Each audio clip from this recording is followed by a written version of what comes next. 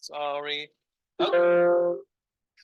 I'm going to talk about dysfunctions in psychiatry and medicine, degrees, diversity, and distality. So there's a partial overlap with the last talk where I take the opposite position, which is the pluralist contextualist position, but that's just one slide. So even if you don't agree with me, I hope this is still interesting for you. So here are some hypotheses concerning various disorders. Type 1 diabetes involves this dysfunctional pancreas. Obsessive compulsive disorder involves a dysfunctional CBGTC loop. Major depressive disorder involves dysfunctional mood regulation. Attention deficit hyperactivity disorder involves executive dysfunction. Autistic spectrum disorder involves dysfunctional theory of mind module. And psychopathy involves a dysfunctional empathy mechanism. And I don't want to convince you of any of these theses. So if you don't agree, that's fine. But I just wanted to give you a short list of the kinds of dysfunctions we are talking about here. In general, one can take several different positions, and I guess most of you will take one of these positions concerning dysfunctions and somatic disorders and dysfunctions and mental disorders. So the most decent positions. So the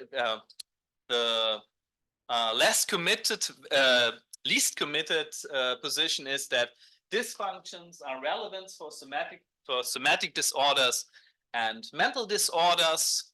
So here people just say there's some kind of relevance, whatever that may be, and this can be spelled out in different ways. This is, for example, held by Mathewson and Griffith, and also for mental disorders by Justin Garson in print, at least, even though I know that he seems to somehow changed his position on that.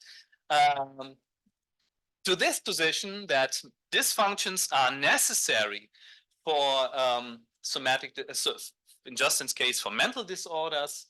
But of course, you can hold this position for somatic disorders as well as, for example, Zass and Wakefield and Schwartz, or for mental disorders. Additionally, this position is implied by the DSM and also by the ICD. And then you can have an even stronger position, like, for example, Harriet, who thinks that at least somatic disorders, and I'm pretty sure she holds the same position for mental disorders, that dysfunctions are sufficient. So in her case, certain dysfunctions, domino dysfunctions, but that's her position. And Christopher Bors has a similar position. Again, I'm not going to. Just for your information, I guess I'm here and here. I think that for somatic disorders, dysfunctions are necessary. I'm not so sure for mental disorders. For mental disorders, I think there might be a more complicated story. But I'm not going to tackle these questions here. I'm going to tackle an even more fundamental question, and that's the question of what exactly dysfunctions are. So here's the basic idea. And I guess this is something most people talking about dysfunctions agree on. A system token is dysfunctional in virtue of there being a discrepancy between certain properties of this token and properties of fully functional systems of the same kind. Okay, this might be complicated and also very, very vague. So we can ask two questions in order to make this more specific, and I'm going to give two specific answers to these two questions. Here's the first question. What kind of properties are relevant? So if dysfunctions are kind of discrepancy, what between the properties of fully functional traits and systems and dysfunctional systems, what kind of properties are relevant? Many people thought that it's effects or activities. I held the position once that dispositions are relevant, but now my view has advanced. No, I think, oh, okay. I think something else, and that comes later. Second question is, how are the relevant properties determined? And again, people have held different views on that. Many think that selection is important. Some others think that fitness contributions are important. I'm going to hold the following thesis for dysfunctions. Dysfunctions are actually about modal profiles, and I will tell you what that means later. And how are these relevant modal profiles determined? By selection history. So here I take a classic selected, yeah, not effects, but modal profile view on dysfunctions. So in a nutshell, a dysfunction is a discrepancy between the modal profile of this system token and the modal profile that it has been selected for. So not this token, of course, but other tokens of the same type. Okay, so here's the plan for this talk. First, I'm going to make some prior distinctions. Then I'm going to attempt to give an explanation for the graduality of dysfunctions. Then I'm going to give an explanation for the diversity of dysfunctions. And then I'm going to give you a short conclusion.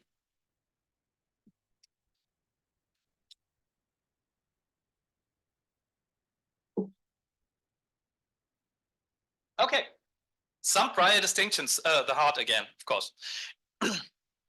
Okay, first of all, there's a distinction between failure and mere non-performance. And this already came up in the last talk at some point, at least when people, when Justin and Harriet talked about response functions. It all comes back to this common observation that there's a distinction between a system that fails to perform its function and a system merely not performing its function. And I've been told that these sentences look like there is no distinction at all, but I'm going to give you an example, and then I hope it becomes clear what that means. So a system that fails to perform its function is, for example, the pineal gland that does not produce melatonin when the light dims. And a system that merely does not perform its function is, for example, the pineal gland that does not produce melatonin in bright daylight. So in the first case, we have a dysfunction which, for example, could result in insomnia. And in the second case, we don't have any failure to function performance at all. So here's the take-home message from that. Non-performances are only failures under normal conditions. What are normal conditions? They can be background conditions, so like the presence of ATP, certain processes going on outside of the system, and certain triggers. In this case, the trigger isn't there, so there is no dimming of light present in the second case, therefore it's not a failure to perform a function. Second distinction, also very subtle. There's a distinction between dysfunction and malfunction. So we have dysfunctional systems and merely malfunctioning systems. Yeah, two examples.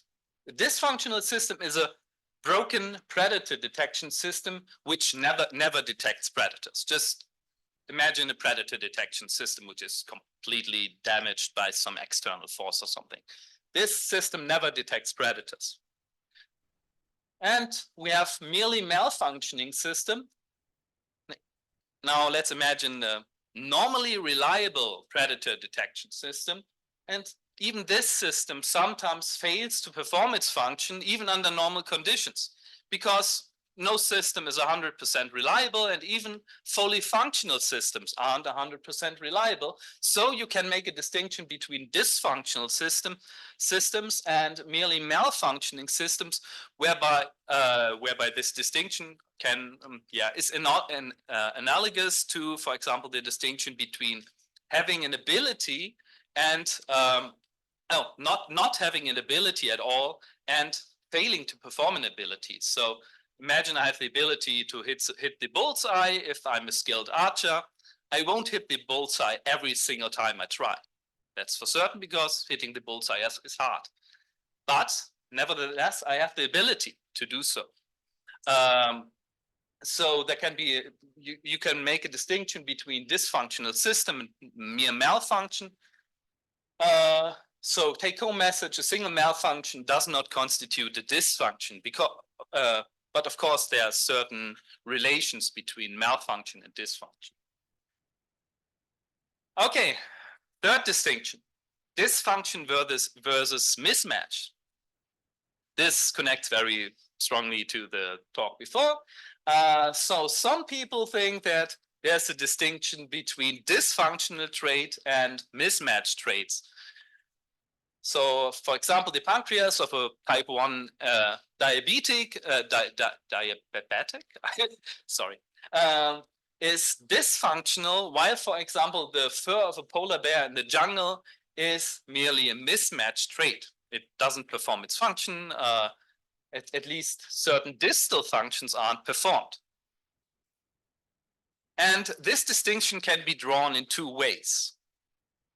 First, by restricting functions to proximal activities. That's what Harriet and Justin just argued for. And the second option is actually an option which has also been taken by Justin in his 2019 book. I forgot the date, but in his book, there he restricts dysfunctions to failures due to intrinsic features. And in a recent article, a colleague and me argue against both options. This is just one slide on the distality. Afterwards, I will come to other topics. So, okay, first option: restricting functions to proximal activities. As many of you have noticed, this is highly revisionary with regard to biology. So at least in certain cases, we certainly attribute distal functions to traits. Let's take the zebra stripes, and the function of zebra stripes is, at least according to some researchers, to distract tsetse flies. And this is, of course, a distal function, because it's not something which is done just by the intrinsic features of the zebra stripes, but also by certain features inside of these flies and so on. So if you're really serious and think that that proper functions need to be just proximal activities, then you have to say something like, yeah, the proper functions of zebra stripes is to reflect certain wavelength of light or something. This doesn't seem to be very informative. So I guess this is at least some reason to not restrict proper functions to proximal activities. Furthermore, it's incompatible with various versions of teleosemantics. Of course, I don't want to say every version of teleosemantics is affected by this, and this is not a conference on teleosemantics, so I'm going to skip this. Furthermore, dysfunction, the second option is to restrict dysfunctions to failures due to intrinsic features. Yeah, and here again we have certain examples where this traits cannot be dysfunctional due to intrinsic features, like the zebra stripes. So if the zebra stripes can be dysfunctional at all, they cannot be dysfunctional due to intrinsic features, because how can it be that the zebra stripes are there, but they don't reflect the light properly? So if they can be dysfunctional at all, then this must be due to some kind of mismatch. Furthermore, okay, this is a complicated argument just in one bullet point. It's incompatible with charitable interpretation of the DSM. Let's assume that certain mental disorders are mismatches, and the DSM requires that any every mental disorders requires dysfunctions, then it has to be the case that some mismatches are also sorry, can be distal. Okay, here's a suggestion. My suggestion is that we can distinguish between dysfunctional traits on the one hand and defective traits on the other hand, whereby a defective trait is a dysfunctional due to its intrinsic properties. So if you want to hold the position that pathological conditions have to be that mismatches are not pathological conditions, then you can say pathological conditions need to be defective traits. But I'm going to talk about dysfunctions now and not about defects. You can also always keep in mind that I have this suggestion how to incorporate this idea that that there's a distinction to be made between mismatches and other kinds of dysfunctions, namely defects. Okay.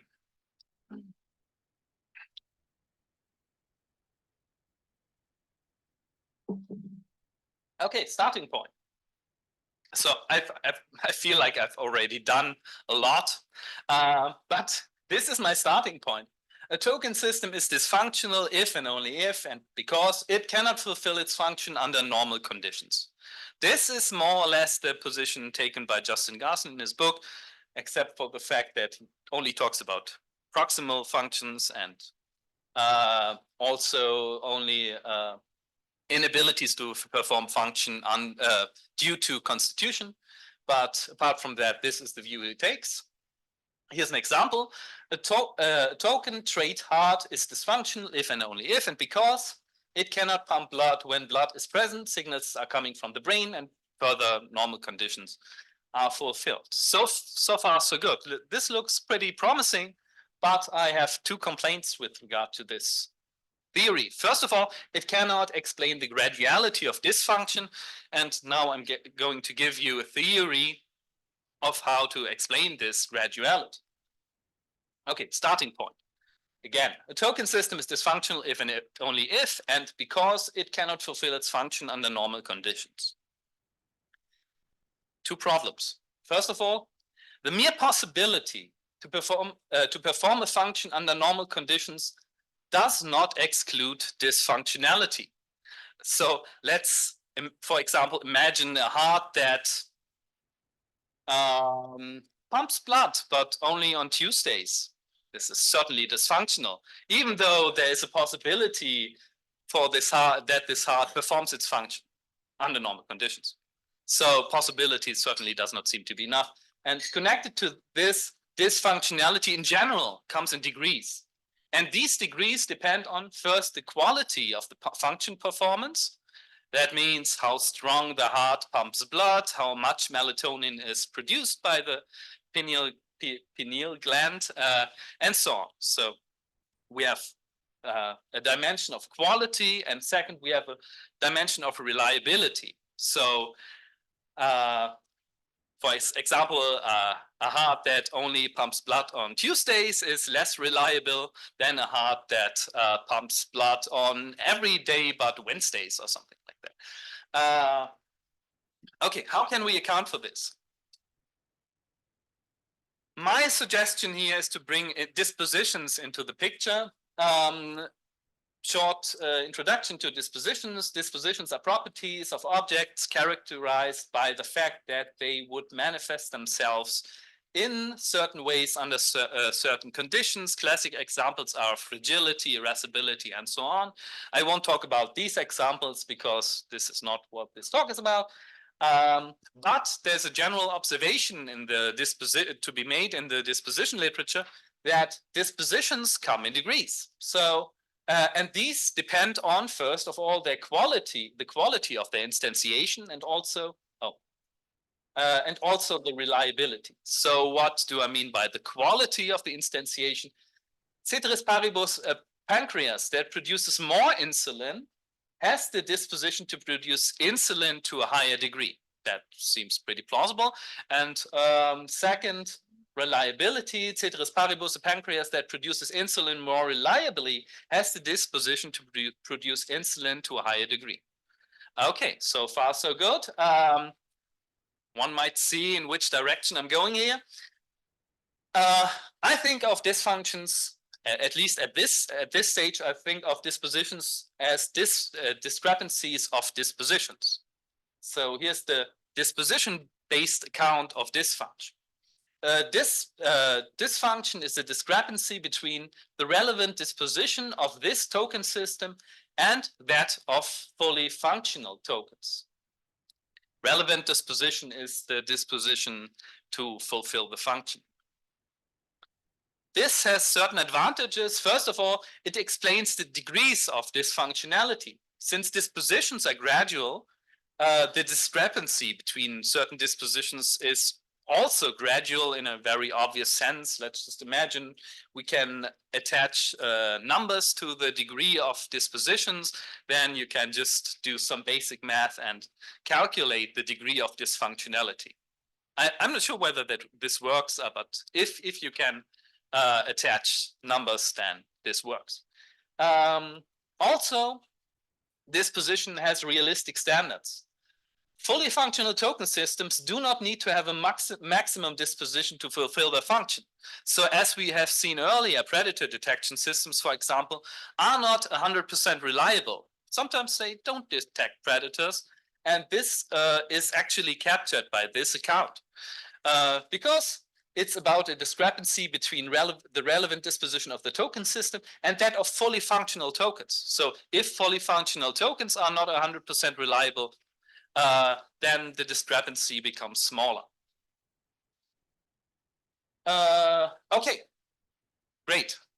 Now one might ask, how are the relevant dispositions determined? And as I already announced, my answer is by selection history. So here's a selected disposition theory, which is in the background, which I don't argue for here, but it's already held by Godfrey Smith and Neander and me. For example, here's the rough idea of the theory. A trait T has the dispositional, the biological proper function of phi-ing if and only if T has been selected due to having the disposition to phi. This is very similar to the selected effects theory, but it has some advantages, and we can speak more about these later, but that's not central to this talk. Okay, last part. Now I'm going to move from dispositions to modal profiles. And the reason is that I want to explain the diversity of dysfunction. According to this disposition-based account I just gave you, systems are dysfunctional only in virtue of not being sufficiently disposed to fulfill their function. But there are at least two further ways how something can be dysfunctional, arguably. First of all, the system performs its function in the wrong situations.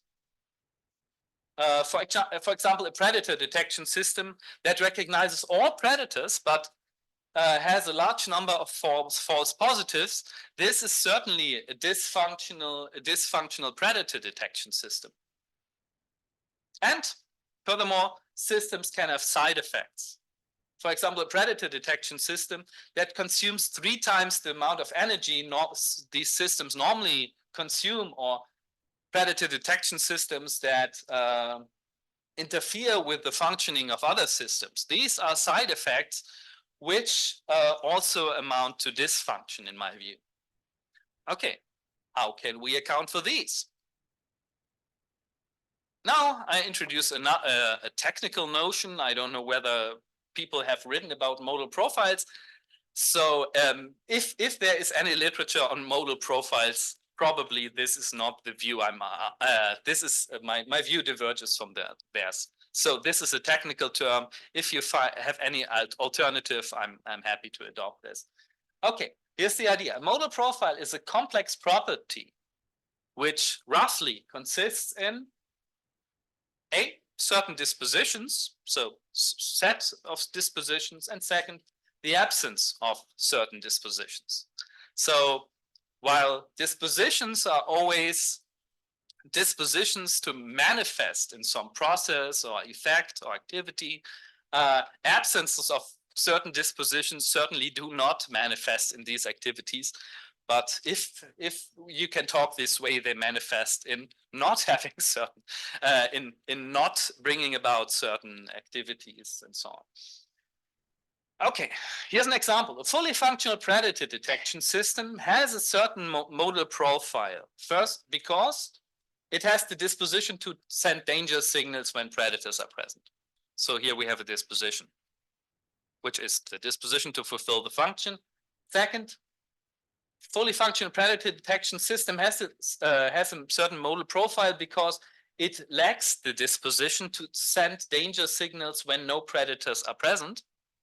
And C, it lacks the disposition to disturb certain other systems in their functioning. And of course, this list goes on and on. So it's, of course, energy consumption, all these things are relevant here.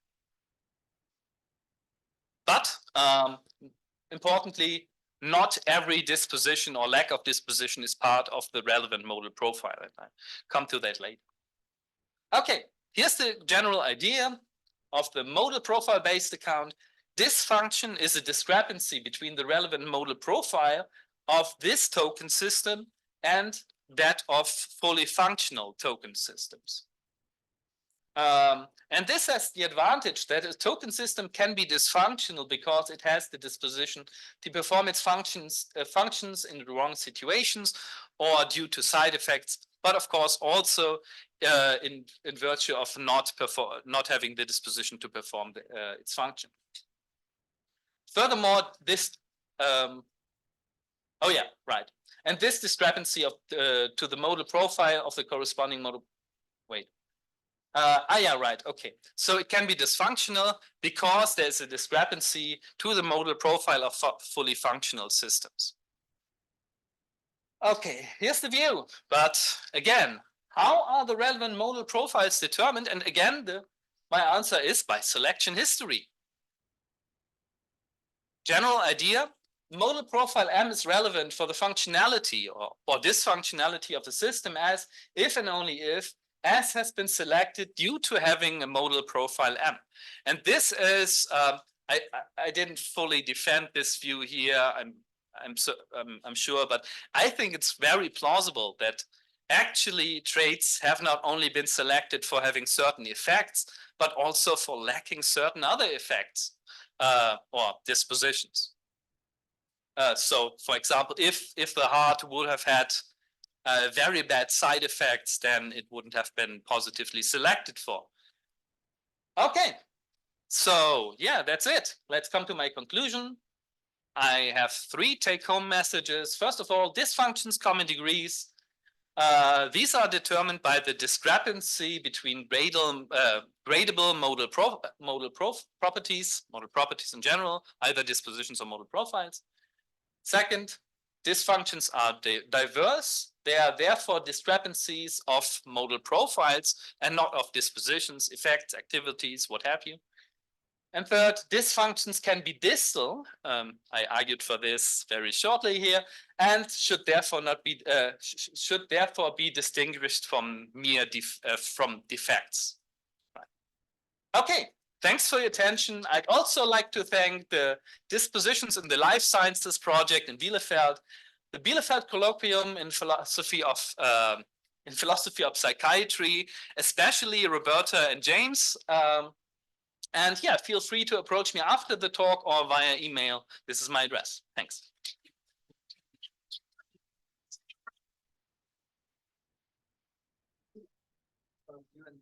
Please, and keep your hands up, please.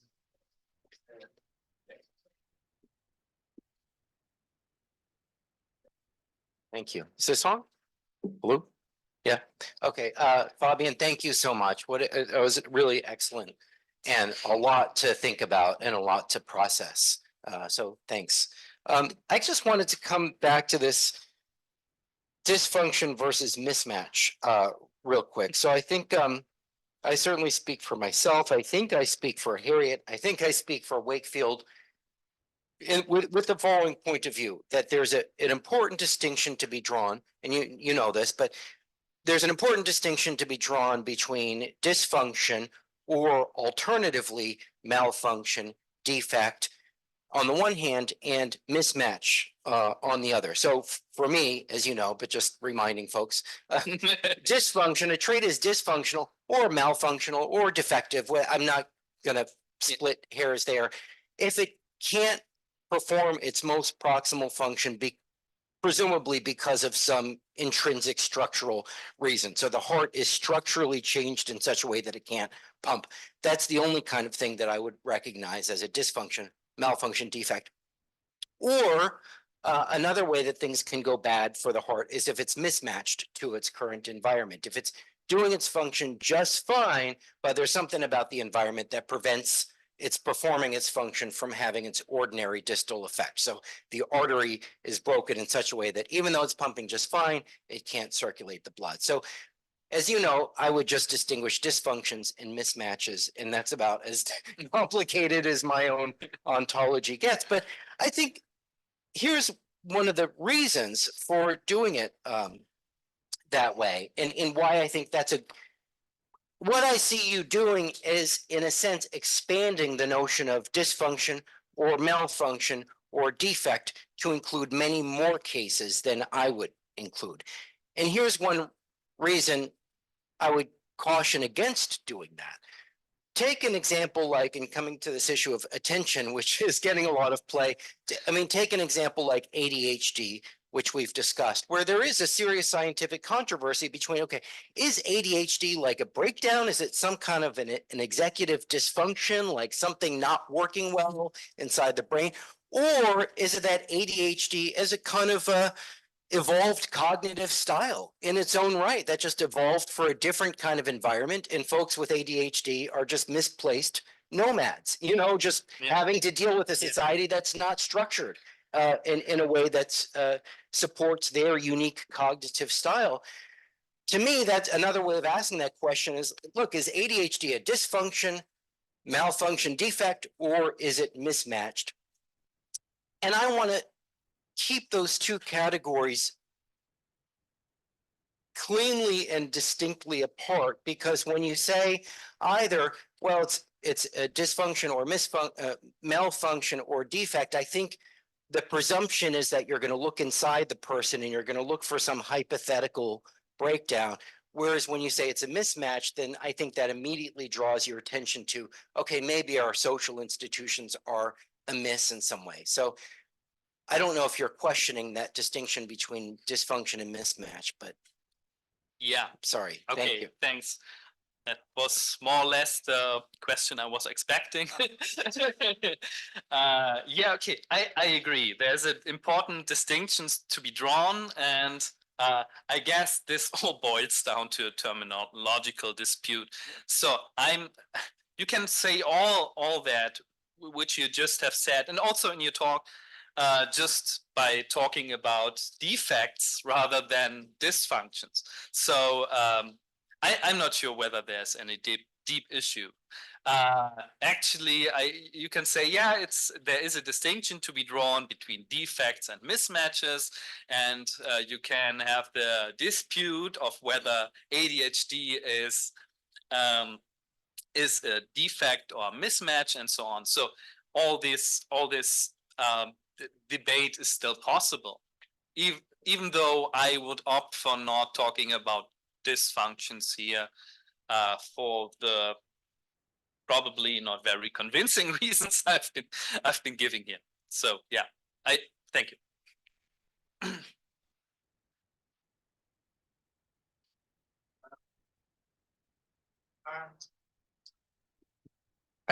Thank you. I just have a kind of maybe technical question, which is just about the move from dispositions to modal profile and whether or not that's necessary or what exactly that achieves.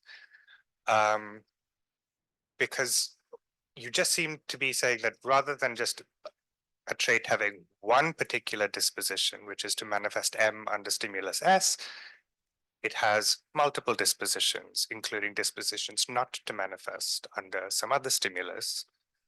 And that just becomes a set of dispositions as opposed to a single disposition. Is that the question is that what you're doing? Yeah, if you accept that there are dispositions to not manifest something, then this is what I'm doing actually. But it's also central and essential to my view that dysfunctions are not only a matter of a trait not having the disposition to perform its function, because okay, I would be hesitant to say that a function of the heart is to not use more than a certain amount of energy, or that a function of the heart is not to disturb certain other systems of the body. That sounds weird to my ears. Sorry, that sounds weird to my ears. So, yeah, if you can frame I guess you can frame it in terms of dispositions, and it's not a real. It's pretty close, right? But there's a move away from functions to other kinds of failures. Yeah.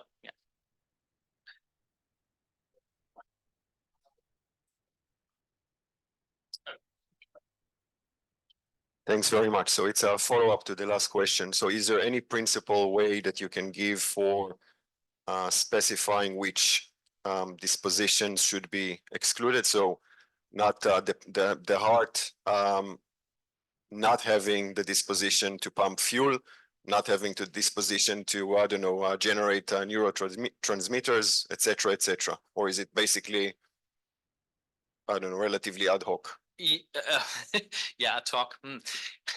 Yeah, that's now the way you framed it makes it impossible for me to take this option. But yeah, it's okay. I think it's not plausible to say that the heart has been selected for its disposition not to pump fuel or something.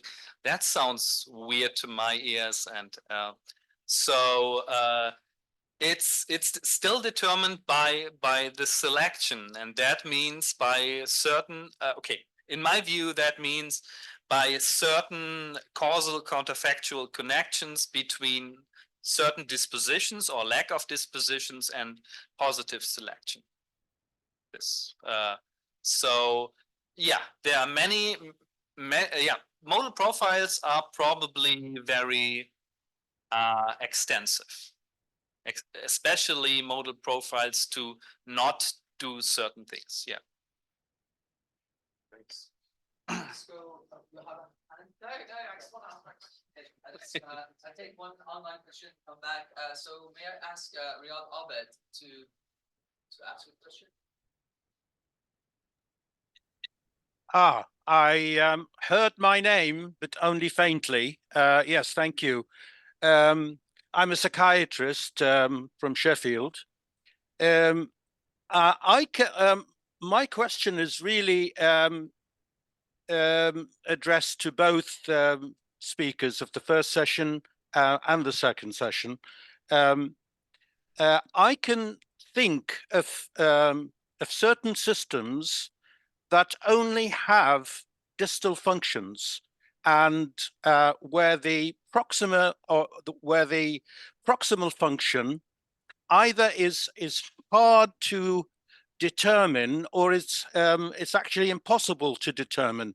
The two examples that I can think of, one is lactase persistence. In an environment where there is no milk in the diet, such as in hunter-gatherers, how is it possible to determine the function of the lactase persistence status? It seems to me that the phenotypic end product here, which is the ability to digest lactose,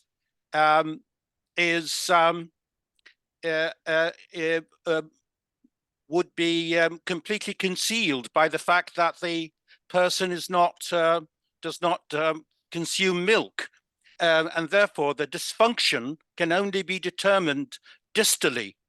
Another example I can think of are the hemoglobinopathies, such as sickle cell and thalassemia, which in the heterozygote state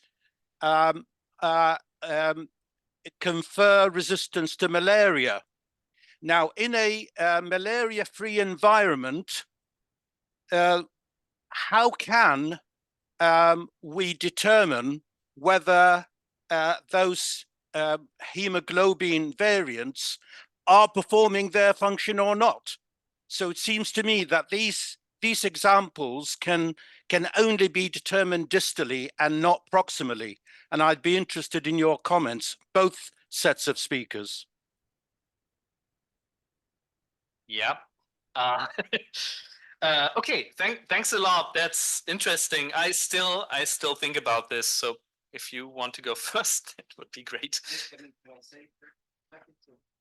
Yeah, I mean, the question was also for you. I'm happy to give you some time. Fabian, I feel bad taking your time, but No, thank you. no, I mean, fine. that's a great question. I'd have to think more about that. I mean, just offhand, again, something to think more about. I would think that if I understood the first one right, if somebody has the lactase enzyme, but there's no milk around, and so it's not doing any digesting, I would think it's performing its function just fine. I think in that case, it would have a response function. My job is to digest milk so long as there's milk around. No milk around, it's doing its function great. It's not dysfunctional at all. In the same way that the pineal gland not producing melatonin so long as it's daylight, it's doing its job just fine. That may come with certain distal harms. I mean, that may definitely give rise to some problems down the road, but we have certain reasons, and this is something I think we're disagreeing about. We have certain reasons for why we wouldn't want to call those dysfunctions. They're broadly Wakefieldian reasons where we are just very concerned about the category of dysfunction or malfunction being exploded beyond any reasonable measure, and therefore calling a bunch of things dysfunctions or malfunctions that aren't really pathologies. But thank you. You're getting into all these deep questions. Okay, so I guess my short addition to that would be that in the case of the lactose enzyme, that this lactose enzyme still has a proximal function, and don't ask me about the details here, but it certainly has to do with something like doing something with lactose. And if it still has the ability to do that in general, if there would be milk, then I don't think it's dysfunctional. But of course it could also be defective insofar as it lost insofar as it could lose its intrinsic ability, so to say, to do this chemical process. Yeah.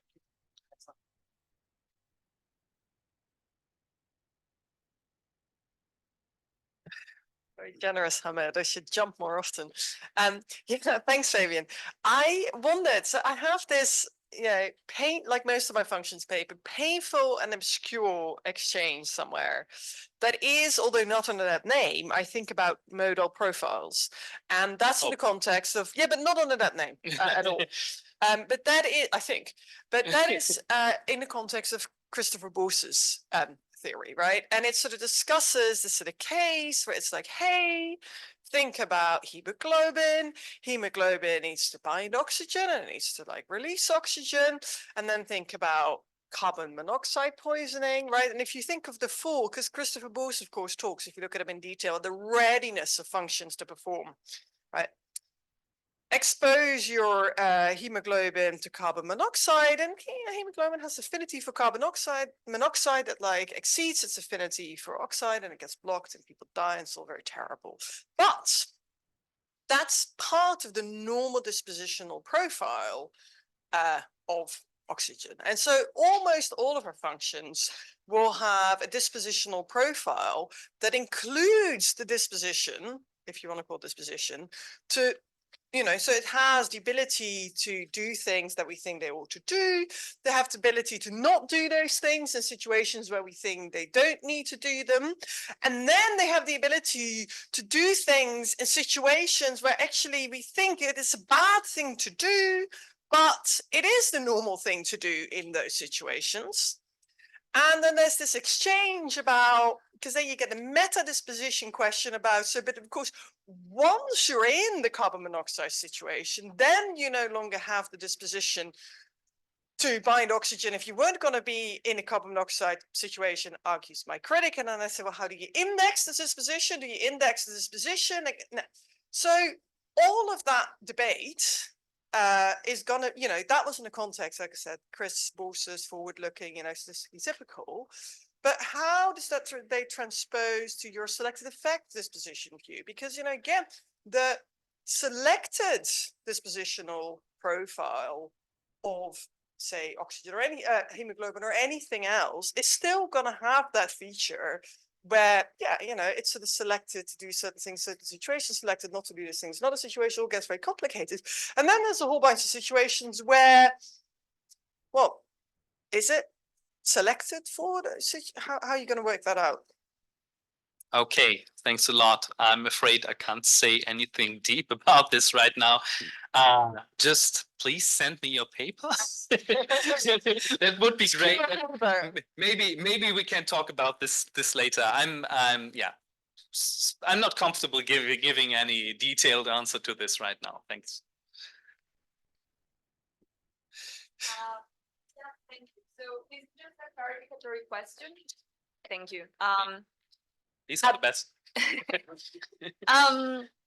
So if I understood well, one of the advantages of your theory or your account over Garson's account is that you can accommodate for degrees of functions, right? And then you gave the example of this heart that only pumps blood on Thursdays, right? Yeah.